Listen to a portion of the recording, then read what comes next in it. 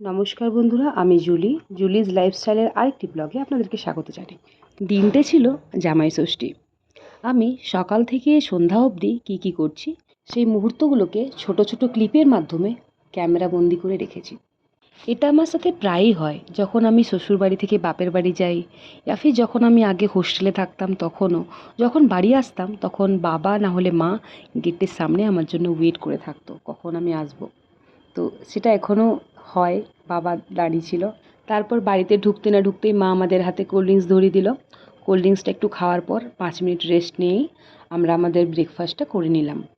ব্রেকফাস্টে ছিল কাঁকড়া, কাবলি চানা, পনিরের সবজি, পায়েস, ফল ও মিষ্টি। আমিও তারপর ড্রেস চেঞ্জ করে নিজের কমফোর্টেবল জোনে এসে খাওয়া শুরু করেছি। আমাকেও মা বলছিল একটু ফল মিষ্টি দিবে, বাট আমাকে তখন একটু খেতে ইচ্ছে করছিল না। 2.5 ঘন্টা ট্রাভেল করার পর আর তখন ইচ্ছা করে কিছু খেতে, তাও খেয়েছিলাম।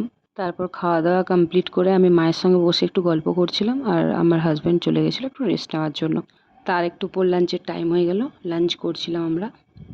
তো তারপর সেই সময় আমি ভাবছিলাম যে টাইমটা কত জলদি পেরিয়ে গেল, এক্ষুনি আসলাম, এক্ষুনি টাইম শেষ। তারপর বাড়ির সবার সাথে দেখা করে সবাইকে প্রণাম করে আমরা বাড়ি থেকে বেরিয়ে গেলাম। এই আসার সময় আমার ঘরের একটা ভিডিও করেছিলাম, ভাইয়ের সঙ্গে মজাক হচ্ছিল। সে বলে এ দেখ আমার নতুন ফোন, দিয়ে তারপর আমরা সেখান থেকে বেরালাম। এই যে সবাই বেরিয়েছিল, আমার দিদির মেয়ে, এটা হলো আমার মেজো ঠাকুমা, মা, বাবা, দিয়ে সবাই আমাদেরকে টাটা করতে এসেছিল।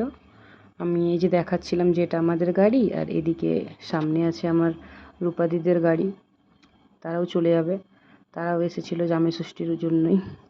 এই যে গাড়ির মধ্যে বসে মাকে টাটা করছি, সেদিকে তাকে আমি পুচকি বলি, আর আমার ভাই, আর সেইখানে আমার ঠাকুমা ছিল, মেজো ঠাকুমা। সবাইকে টাটা করে আমরা বেরিয়ে গেলাম। লাস্ট পর্যন্ত ভিডিওটা দেখার জন্য ধন্যবাদ।